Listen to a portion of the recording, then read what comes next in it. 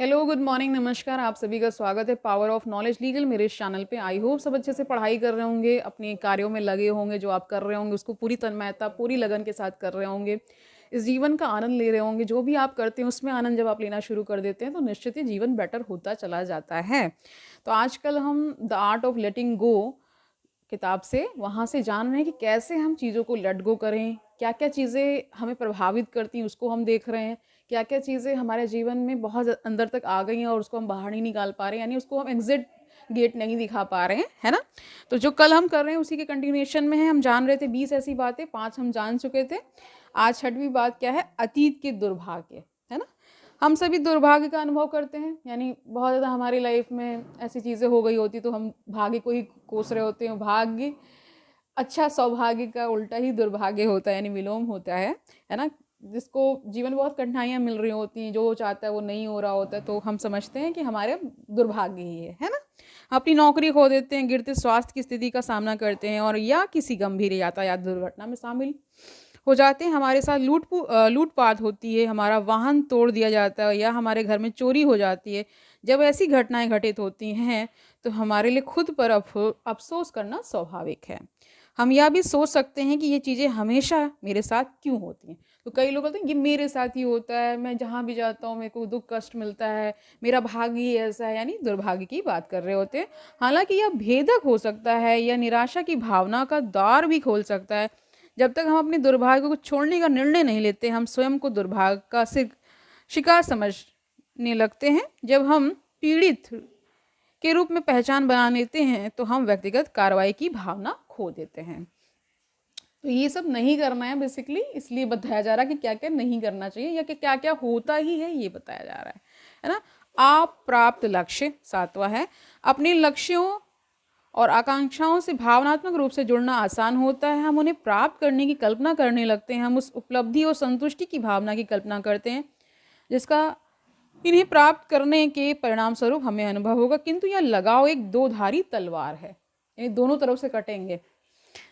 जब हम अपने लक्ष्य को प्राप्त करने में असफल हो जाते हैं तो हम हताश, निराश और अप्रभावी महसूस करते हैं। असफल लक्ष्य शक्तिशाली सबको के रूप में काम कर सकते हैं। सबक का सबको कर दिया, यानी प्यूरल हो गया है। हम अपनी ताकतों और कमियों को जान जाते हैं, हमें पता चलता है कि हमारे लक्ष्य यथार्थवादी थे या नहीं। हम अपना फोकस और निष्पादन सुधारना सीख जाते हैं। किंतु यदि हम अपने असफल परिणामों से भावनात्मक रूप से अलग होने में असमर्थ रहते हैं तो हम ये सबक सीखने से पूरी तरह चूक जाने का जोखिम उठाते हैं। दूसरों के निर्णय आ गया आठवां।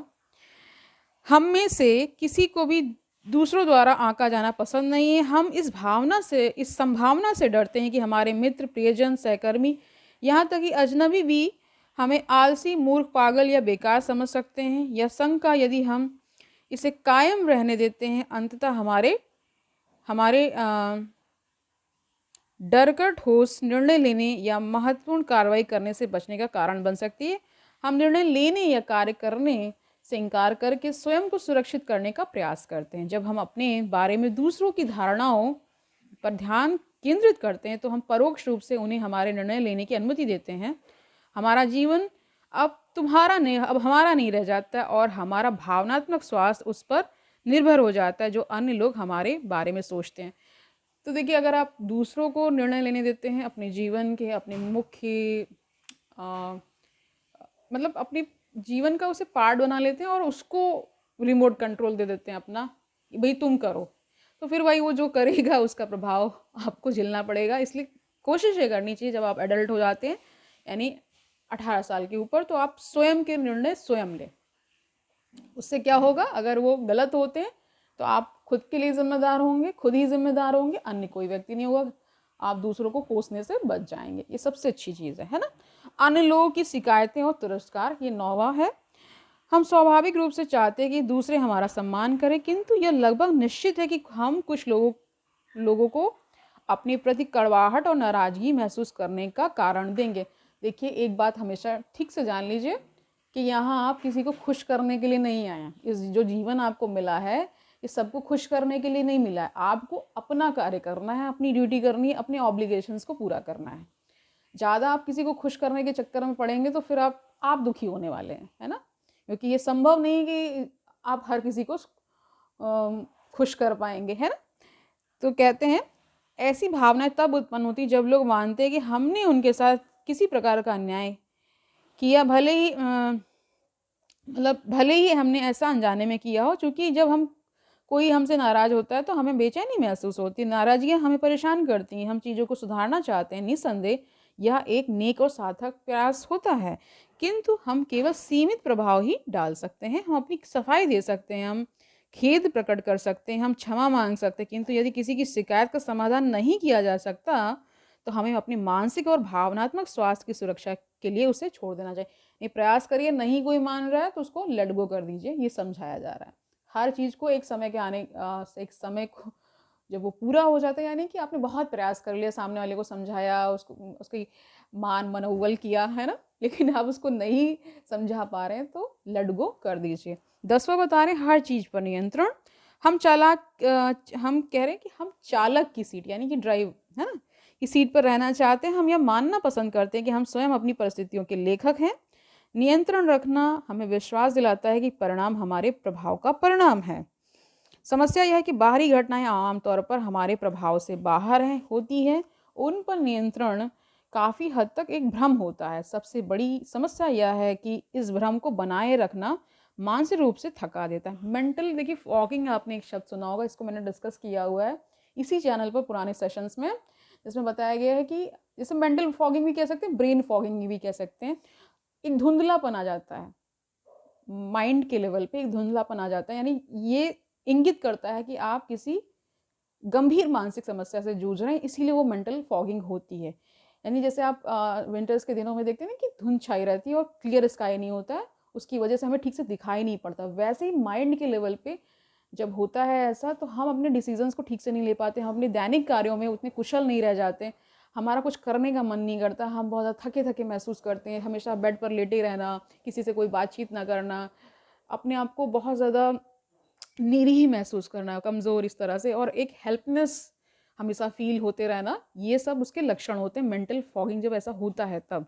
ठीक है, तो ये जो बातें हम बहुत ज़्यादा अंदर लेते रहते हैं और उसका कोई एग्जिट गेट हमें मतलब नहीं, हम उसको कर रहे होते, बाहर नहीं निकाल रहे होते, तब ऐसा हो ही जाता है। इससे सबसे बचना है आपको। सबसे बड़ी समस्या है कि इस भ्रम को बनाए रखना मानसिक रूप से थका देता है, ये वही चीज़ है। ठीक है, जब हम अपने आसपास की हर चीज़ को नियंत्रित करने की अपनी इच्छा को त्याग देते हैं तो हम प्रतिकूल परिस्थितियों को स्वीकार करने के लिए अधिक इच्छुक हो जाते हैं। हम भावनात्मक रूप से स्वस्थ तरीके से ऐसी परिस्थितियों के अनुकूल बनने और प्रतिक्रिया देने की क्षमता भी विकसित करते हैं। देखिए, हर जो नेगेटिव घट रहा है आपकी लाइफ में, उसका अगर पॉजिटिव आप निकालना शुरू कर दें तो ये तो वंडरफुल है। लेकिन अगर जो व्यक्ति ऐसा नहीं कर पा रहे हैं तो उनको थोड़ा पॉज लेने की ज़रूरत होती है लाइफ में, थोड़ा सा रीचेक करें कहाँ कहाँ क्या क्या गलतियाँ हो रही हैं, वहाँ पे एक स्टॉप लगाएं, तभी हो पाएगा। नेक्स्ट जानते हैं हर समय प्रसन्न रहने की अपेक्षा। हम में से अधिकांश लोग खुश रहना चाहते हैं, अपने जीवन साथी के साथ खुश, अपने करियर से खुश, जीवन में अपनी वर्तमान स्थिति से खुश, लेकिन यह समझना महत्वपूर्ण है कि हम हर समय खुश नहीं रह सकते। निरंतर खुशी एक मृत दशा है, क्योंकि दुख जीवन का एक हिस्सा है। हम तनाव, दुर्भाग्य, कठिनाई और अक्सर भावनात्मक व शारीरिक दोनों प्रकार के दर्द सहते हैं। जब हम हर समय प्रसन्न महसूस करने की अपेक्षा छोड़ देते हैं तो दो महत्वपूर्ण चीज़ें घटित होती हैं। पहली, हम अपनी अप्रसन्नता को स्वीकार करने के अधिक इच्छुक हो जाते हैं और उन चीज़ों को पता लगाने और उन्हें हल करने या स्वीकार करने की दिशा में एक महत्वपूर्ण कदम है जो हमें परेशान करती हैं। यानी जो बातें आपको ज़्यादा परेशान कर रही हैं, या तो आप ऐसे लोगों से मिलना छोड़ दें, ऐसे लोगों से कट ऑफ कर लें, अपनी शांति को प्राथमिकता दें, अपने जीवन को प्राथमिकता दें, बाकी सब चीज़ें होती रहेंगी। अगर आप मेंटली, फिजिकली, स्पिरिचुअली स्वस्थ रहेंगे तभी चीज़ें अच्छी लगेंगी, वरना बहुत सारी चीज़ें रखी होंगी, पूरा घर भरा पड़ा होगा और आपके अंदर एक खालीपन, एक वैक्यूम हमेशा बना रहेगा, एक एम्प्टीनेस बनी रहेगी अगर आप मानसिक और शारीरिक रूप से स्वस्थ नहीं रहेंगे तो, है ना, सब कुछ धरा का धरा रह जाएगा। दूसरी चीज़, हमारी अन्य लोगों से अपनी नकारात्मक तुलना करने की प्रवृत्ति कम हो जाती है।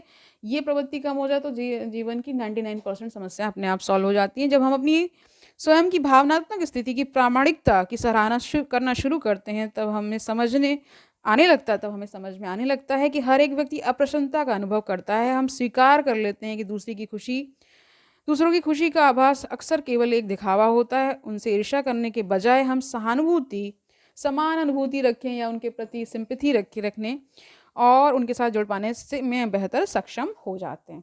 तो देखिए सबसे जो इसमें वंडरफुल तरीका है वो ये है कि जो भी जीवन में घटित हो रहा है, एक तो उसके प्रति एक्सेप्टेंस आ जाए। बहुत ज़्यादा जब आप एक्सेप्टेंस में जीते हैं तो एक सत्ता, एक आपसे जो ऊपर एक कोई है, उस पे छोड़िए थोड़ा, है ना? लेट गो, उसी को करने दीजिए। यानी कि आपने कर दिया लेट गो, लेकिन उसको कहिए कि अब आप सँभालो।